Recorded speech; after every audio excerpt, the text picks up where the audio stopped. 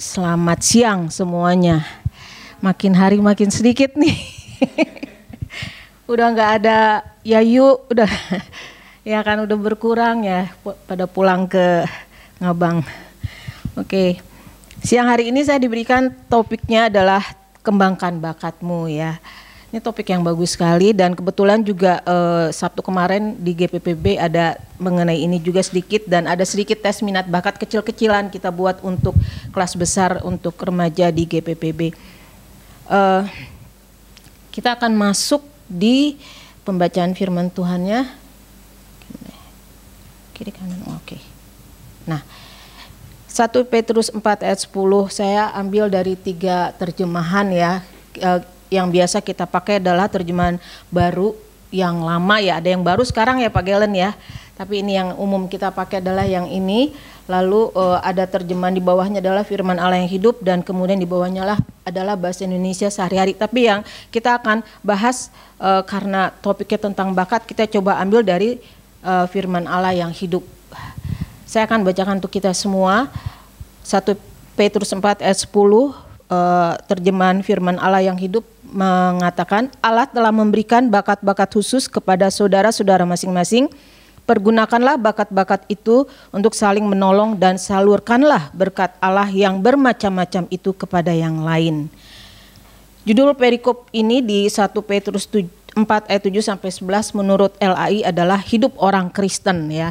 Judul perikopnya di Alkitab kita masing-masing, kalau pakai Alkitab yang buku tuh masih ada judul perikop ya. Itu adalah hidup orang Kristen. Secara garis besar isinya tentang hidup yang harus kita lakoni sebagai orang Kristen di tengah-tengah dunia yang jahat ini. Kalau istilahnya almarhum Pak Bikman dulu selalu bilang di tengah-tengah dunia yang bengkok ini. Dia selalu mengatakan istilah itu ya. Artinya dunia yang begitu jahat ini bagaimana caranya kita menyatakan diri kita sebagai orang Kristen gitu. Dan secara khusus bagaimana kita mencerminkan Yesus melalui bakat ya, melalui bakat yang Tuhan berikan kepada kita.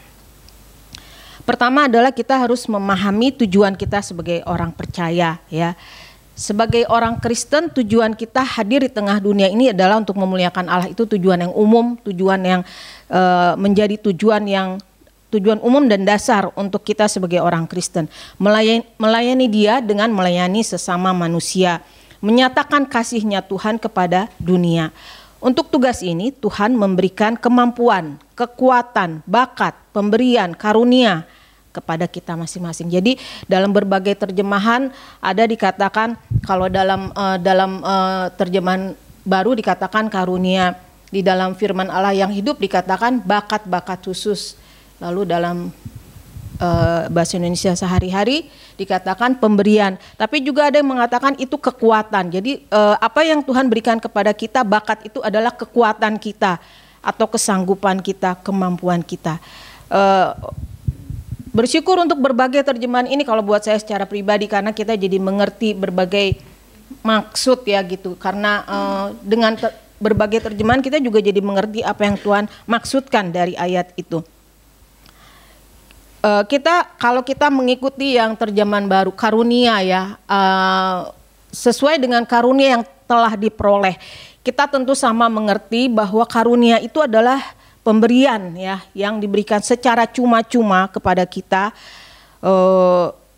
bukan karena kita pantas, bukan karena kita mengejarnya, mengusahakannya, bukan karena kita sudah layak menerimanya, tapi semata-mata anugerah yang Tuhan berikan kepada kita. Jadi bakat ini adalah semata-mata Tuhan berikan sebagai karunia, sebagai anugerah, atau dalam terjemahan King James dikatakan sebagai hadiah gitu, gifts gitu ya, sebagai hadiah untuk kita.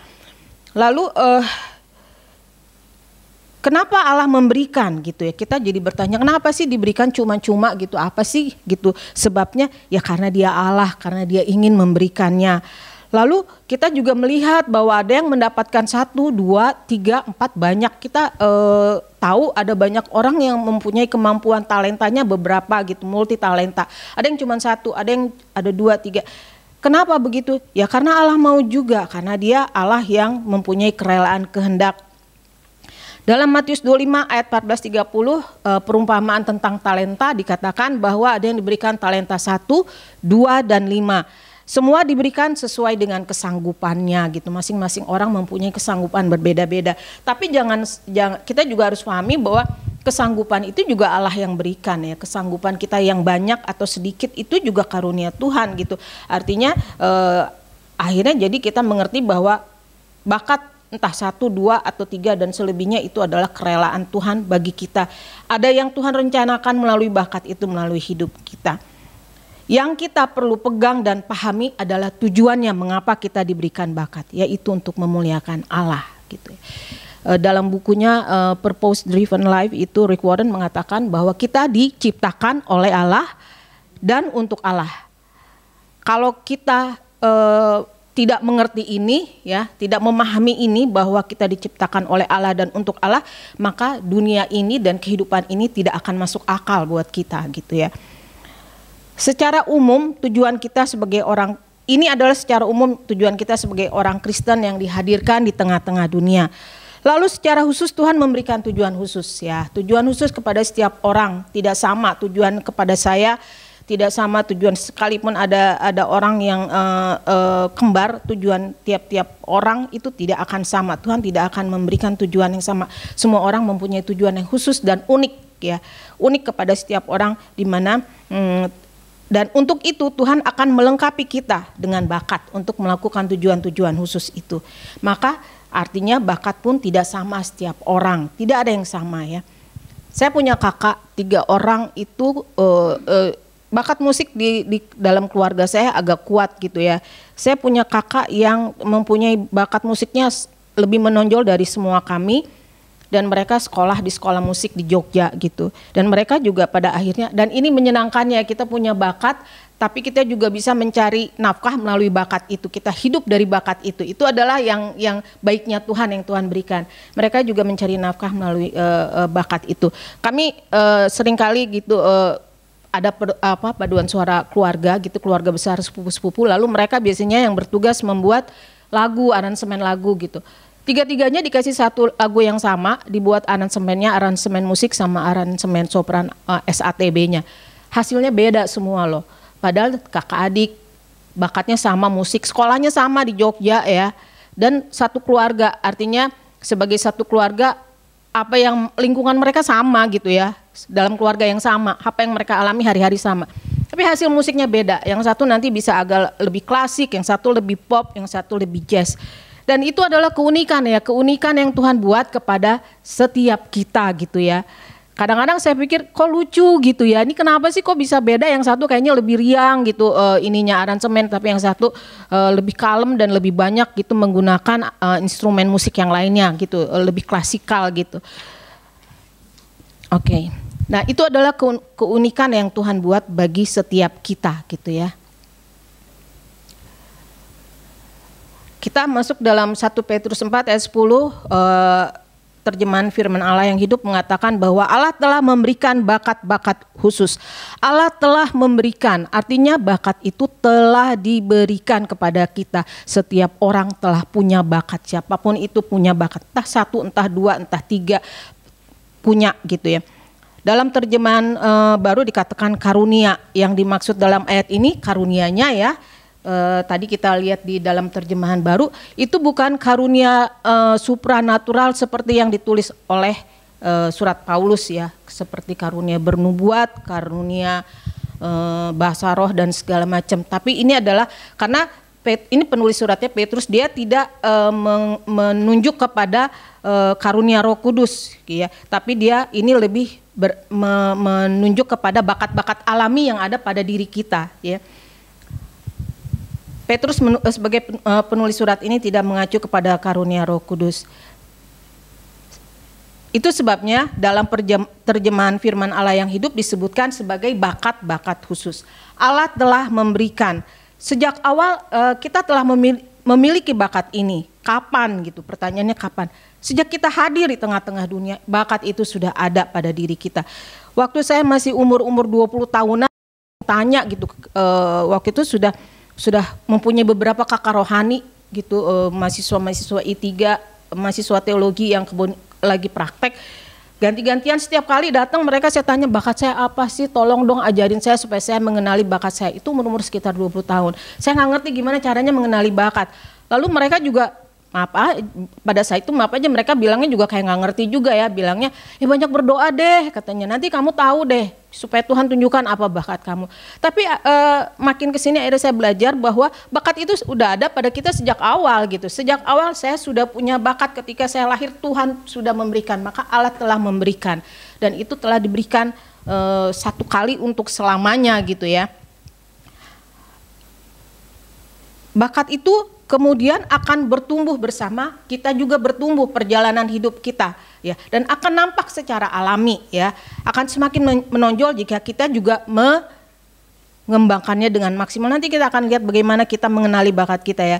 Lalu dikatakan kepada saudara masing-masing, bakat diterima oleh tiap-tiap orang, artinya setiap orang memiliki bakat. Maka setiap orang punya tugas untuk melayani Tuhan, karena bakat ini diberikan untuk melayani Tuhan. Kita akan lihat dalam bagian berikutnya. Ada yang punya minimal satu. Pernah tahu Leonardo da Vinci? Seorang yang sangat multi talenta ya. Dia penulis, dia pematung, dia juga pelukis. Lukisannya Mona Lisa dan perjamuan terakhir, tentang Tuhan Yesus ketika melakukan perjamuan terakhir. Lukisannya indah dan terkenal. Tapi dia juga seorang arsitek, dan dia juga adalah seorang ilmuwan. Dia banyak menemukan alat-alat gitu ya. Artinya dia punya otak yang otak mesin gitu ya, mengerti soal mesin. Dia seorang filsuf. Dan itu adalah salah satu contoh orang yang mempunyai bakat bermacam-macam, multi talenta. Kenapa Tuhan berikan saya nggak tahu kenapa ya. Kita hanya tahu bahwa kehadiran dia di satu masa di dunia ini memberikan arti banyak, memberikan warna gitu di zaman dia hidup waktu itu. Dan itu gunanya kita punya bakat. Entah satu, entah banyak, kita harus memberikan arti kepada dunia di sekitar kita. Kalau Tuhan izinkan kita menjadi besar, berguna bagi bermanfaat bagi dunia yang luas, ya puji Tuhan. Tapi kalau Tuhan hanya memberikan lingkungan kecil, nggak apa-apa, itu adalah Tuhan yang mau untuk kita lakukan seperti itu. Jadi artinya kita tidak iri terhadap bakat orang, kita tidak ingin mencuri juga bakat orang. Mengapa bakat berbeda-beda? Karena demikian kehidupan bersama dapat dipelihara ya. Kita membutuhkan orang lain, sebaliknya kita juga dibutuhkan oleh orang lain. Manusia mempunyai mandat untuk mengusahakan bumi ya, dan itu dapat dikerjakan dengan saling support, saling supply. Tidak ada orang yang selalu memberi, tidak ada orang yang selalu menerima. Masing-masing pasti pernah menerima dan memberi. Tidak ada seperti dalam 1 Korintus 12 dikatakan, mata mengatakan kepada tangan, saya tidak butuh engkau ya, atau sebaliknya. Bakat pun merupakan cara Tuhan untuk memelihara hidup kita ya. Tadi saya katakan ada orang mencari bekerja sesuai dengan bakat yang dia miliki.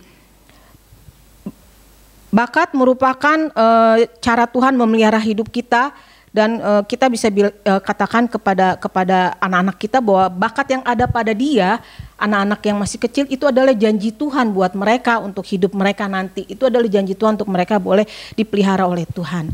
Kemudian selanjutnya, pergunakanlah bakat-bakat itu untuk saling menolong, atau dalam terjemahan baru, layanilah seorang akan yang lain. Ini adalah kalimat perintah ya, yang berarti harus dikerjakan. Kata layani menunjuk kepada, artinya ini menunjuk kepada kita adalah seorang pelayan. Ketika dikatakan layanilah seorang akan yang lain, maka artinya kita adalah seorang pelayan. Seorang pelayan yang Tuhan pakai di tengah-tengah dunia ini melalui bakat kita. Bakat apapun yang sedang kita tekuni dalam pekerjaan kita, kalau kita semua atau seberapa dari kita bekerja sesuai dengan bakat, fahami bahwa kita sedang memenuhi tugas dan tujuan Tuhan melalui hidup kita.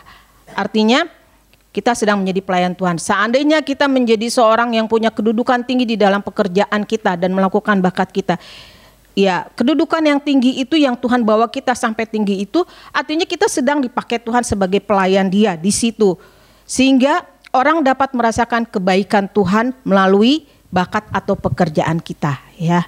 Kemudian selanjutnya, salurkanlah berkat Allah yang bermacam-macam itu kepada orang lain. Dalam bagian ini sudah dikatakan berkat Allah ya. Jadi bakat itu adalah berkat Allah yang bermacam-macam itu kepada orang lain, atau di dalam terjemahan baru dikatakan pengurus yang baik dari kasih karunia Allah.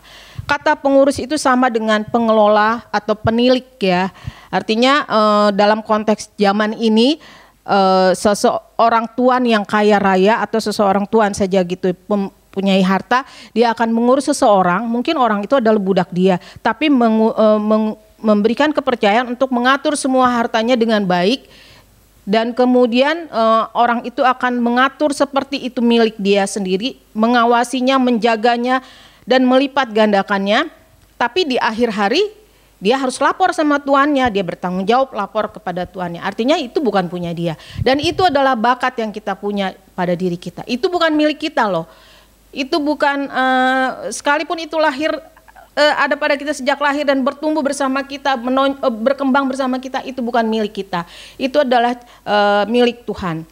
Bakat itu bukan milik kita, tapi kita bertanggung jawab untuk mengelola agar berguna bagi orang lain. Maka dikatakan salurkanlah berkat Allah yang bermacam-macam itu kepada orang lain, atau pengurus yang baik. Sebagai pengurus yang baik, bakat itu harus kita kelola dengan baik supaya orang lain merasakan kebaikan Tuhan.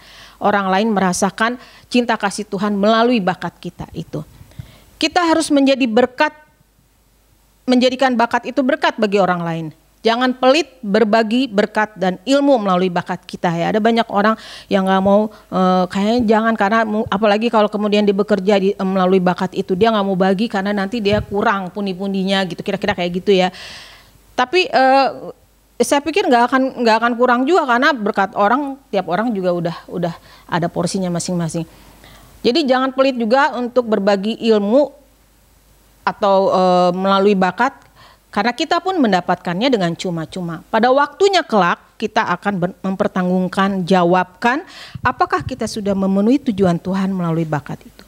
Dan sebagai pengurus yang baik, ini bagian yang keduanya adalah sebagai pengurus yang baik, kita akan merawat, memelihara, mengembangkan. Nah itu dia. Mengembangkan bakat adalah tanggung jawab kita agar dapat digunakan dengan maksimal. Itu adalah tanggung jawab kita. Kita punya bakat, kekuatan apa? Jangan dijadikan sekedar kesukaan aja gitu. Ada orang yang bakat itu adalah sesuatu yang disukai seperti hobi, lalu ya udah dinikmati sebagai hobi. Kembangkan itu dengan baik, dengan maksimal untuk menyatakan cinta kasih Tuhan melalui hidup kita. Kemudian kita masuk bagaimana cara mengenali bakat nih ya. Ternyata bakat itu ada pada diri kita sejak kecil. Hobi dan minat apa yang ada pada diri kita sejak kecil? Hobi masak kah? Hobi olahraga kah? Hobi trekking kah gitu ya? Atau hobi apa namanya, mengatur-ngatur, mengorganisasikan sesuatu? Ya ternyata saya dalam perkembangan hidup saya mengalami bahwa saya tuh suka ngatur orangnya gitu. Waktu kecil saya nggak ngerti, sampai dewasa saya nggak ngerti. Itu terjadi dengan sendirinya dan orang melihat kalau udah ngatur-ngatur, itu pasti nunjuknya ke saya, khususnya di tengah-tengah orang-orang yang dekat dengan saya. Jadi hobi dan minat sejak kecil itu adalah juga bisa cara kita mengenali bakat ya. Lalu yang kedua, kenyamanan dan kepuasan dalam mengerjakan sesuatu. Ketika kita nyaman dan puas melakukan sesuatu, orang yang senang olahraga, habis main futsal pulang tuh rasanya puas, walaupun capek tapi puas bener. Ya dia punya bakat di bidang olahraga mungkin, atau habis gym, atau habis apa, sekarang bukan gym ya namanya. Sekarang gym namanya, dulu namanya fitness ya. Sekarang namanya gym ya. Ya, berubah tapi sama aja. Jadi kenyamanan dan kepuasan dalam mengerjakan sesuatu. Itu juga merupakan cara kita mengenali bakat kita. Kita bisa tes lah di sini, kita nyaman melakukan apa. Kita nyaman masak mungkin, kita nyaman main musik, kita nyaman mungkin hobi fotografi. Nah itu adalah juga bisa menjadi cara kita mengenali bakat. Lalu prestasi yang selalu diraih gitu ya. Prestasi apa yang selalu diraih? Apakah ada hal-hal yang selalu kita dapat penghargaan secara resmi gitu ya. Kita ikut lomba, kita menang di situ. Itu juga sebagai konfirmasi bahwa kita memiliki bakat dari prestasi yang kita dapatkan. Hal apa yang selalu dihargai orang dari dirimu ya. Ini juga merupakan cara kita untuk mengenali bakat. Hal apa gitu, misalnya kalau dibilang gini, kalau habis melakukan sesuatu kegiatan bersama, pergi bersama, lalu ngitung-ngitung uangnya, kasih deh misalnya contoh ya, kasih deh ke Ibu Citra atau ke Ibu Vera. Berapa kali pergi selalu bilang begitu. Artinya mereka menghargai bahwa ada keahlian di antara Ibu Citra atau Ibu Vera ini mengatur uang, menghitung uang. Bidangnya mungkin akuntansi, kayak gitu ya, kira-kira kayak gitu. Hal apa yang selalu dihargai dihargai orang dari dirimu gitu ya. Kemarin dalam GPPB saya tanya hal apa yang selalu dihargai dari beberapa anak, mereka bilang kemampuan mereka menari ya. Artinya ya mereka mungkin punya bakat di bidang tarian. Nilai tinggi yang selalu didapat di masa pendidikan di sekolah, nilai-nilai apa saja, nilai-nilai matematika kah, nilai-nilai lain, nah, itu juga merupakan cara kita untuk mengenali bakat, dan itu sudah ada pada diri kita. Ini bukan sesuatu yang kita usahakan, bukan sesuatu yang kita kejar-kejar, itu memang ada dan orang melihatnya, dan ada konfirmasi dari sekolah, dari prestasi, dari penghargaan, sehingga kita mengenali bahwa ini semua adalah bakat kita, dan itu bisa kita coba tes nanti. Atau juga yang terakhir juga bisa juga kita lakukan dengan mengikuti tes minat bakat gitu ya. Kalau mau gitu, ada beberapa tes minat bakat yang berbayar atau juga yang sederhana, kita bisa coba mengenali apa sih yang ada pada diri kita, kira-kira bakatnya. Kemudian bakat harus dikembangkan, pelihara dan rawat dengan baik. Tadi seperti dibilang bahwa kita adalah pengurus yang baik dari kasih karunia Tuhan. Pengurus juga bukan hanya bagaimana kita menjadi berkat supaya orang lain mengalami berkat melalui bakat kita, tapi juga kita pelihara dan rawat dengan baik apa yang menjadi kekuatan kita yang Tuhan sudah berikan kepada kita. Pertajam apa yang Tuhan sudah berikan, ya, pertajam dengan berlatih dengan tekun. Apalagi kalau kita melayani Tuhan di situ, kita juga mencari nafkah di situ. Ya, kita harus berlatih dengan tekun, kita harus pertajam supaya keahlian kita semakin hari semakin maksimal dan semakin baik untuk kemuliaan nama Tuhan, mengikuti perkembangan dan tren, ya. Tren apa gitu yang ada sekarang gitu. Kita ikuti perkembangannya dan kita menyesuaikan semua yang ada pada diri kita, keahlian kita dengan sesuai dengan tren, sehingga kita juga berkembang dan maju bersama zaman gitu kira-kira. Dan ini mengenali bakat dan mengembangkan bakat. Lalu selanjutnya adalah kita sudah masuk di dalam kesimpulan, ya. Bakat kita bisa menyimpulkan bahwa bakat adalah pemberian karunia Tuhan kepada tiap-tiap orang, tidak dapat diusahakan, dikejar untuk mendapatkannya. Itu sudah ada dan Tuhan yang berikan. Karena itu karunia Tuhan, maka tidak dapat ditiru, dicuri, dicemburui. Saya dulu waktu muda seringkali cemburu dengan orang yang punya suara bagus. Saya senang nyanyi tapi saya nggak punya bakat nyanyi. Suara saya sama sekali nggak ada bagus-bagusnya gitu untuk masuk sebagai penyanyi. Tapi karena senang nyanyi, saya pikir Tuhan dulu kenapa saya nggak diberikan minimal suara yang enak deh gitu, yang ada vibrasinya sedikit gitu ya, yang bisa powernya bisa kuat. Tapi Tuhan nggak berikan itu kepada saya. Jadi tapi akhirnya mengerti bahwa bakat itu tidak dapat dicemburui gitu ya. Kita nggak bisa bilang kenapa saya tidak bisa menjadi mereka, karena memang itu kita bukan mereka menurut Tuhan ya. Hargai bakat orang lain, jangan sombong atas bakat sendiri ya. Kalau orang punya cuma satu talenta, ya kita hargai. Dan jangan sombong kalau kita punya bakat yang kuat dan mungkin lebih banyak. Bakat adalah untuk melayani Tuhan dan harus memberkati orang lain. Melalui bakat kita, orang dapat melihat dan merasakan kasih Tuhan. Itu tujuannya kita punya bakat, yang utama adalah itu. Bakat harus dikembangkan. Manusia mempunyai kesanggupan yang besar dan luar biasa untuk mengembangkan diri. Karena demikianlah Tuhan menciptakan kita. Dalam Mazmur 8 ayat 6 dikatakan, namun engkau telah membuatnya hampir sama seperti Allah dan telah memahkotainya dengan kemuliaan dan hormat. Kita itu diciptakan dengan sangat luar biasa, sungguh amat baiknya, sehingga kita bisa mengembangkan diri dengan baik ya. Kita dikatakan hampir sama dengan Allah. Artinya kita juga bakat kita harus kita kembangkan dengan maksimal, dengan baik. Dan kita bukan pemilik bakat ya. Bakat dan keahlian kita itu bukan milik kita. Kesuksesan kita bukan milik kita. Pekerjaan kita pun bukan milik kita ya. Tuhan berikan untuk memelihara kehidupan bersama, kehidupan kita bersama-sama. Kita hadir di dalam melalui bakat, pekerjaan dan kesuksesan kita itu adalah untuk orang lain di sekitar kita. Dalam 1 Korintus 12 ayat 6 dikatakan, ada berbagai-bagai perbuatan ajaib, tetapi Allah adalah satu yang mengerjakan semuanya dalam semua orang. Lalu kita coba lihat sebagai penutup, kita coba lihat ini adalah ilustrasi dari Matius 25 ayat 14-30 tentang perumpamaan tentang talenta. Ada orang mendapatkan 1, 2, dan 5. Kalau kita masih ingat ceritanya, yang dapat 1 tidak mengembangkan, yang dapat 2 dan 5 mengembangkannya, melipat gandakannya, sehingga Tuhan katakan kepada mereka yang mengembangkannya, maka kata tuannya itu kepadanya, baik sekali perbuatanmu itu hai hambaku yang baik dan setia. Engkau telah setia memikul tanggung jawab dalam perkara yang kecil, aku akan memberikan kepadamu tanggung jawab dalam perkara yang besar. Masuklah dan turutlah dalam kebahagiaan Tuhanmu.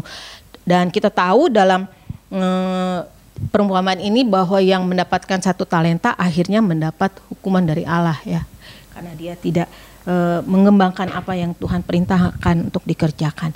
Demikian kiranya yang bisa saya sampaikan hari ini untuk kita semua. Saya berharap setelah ini Tuhan menolong kita semua dan saya juga untuk semakin mengerti apa rencana Tuhan melalui di hidup kita, melalui bakat kita, dan menjadi berkat di dalamnya, dan Tuhan dimuliakan dan ditinggikan. Mari kita berdoa.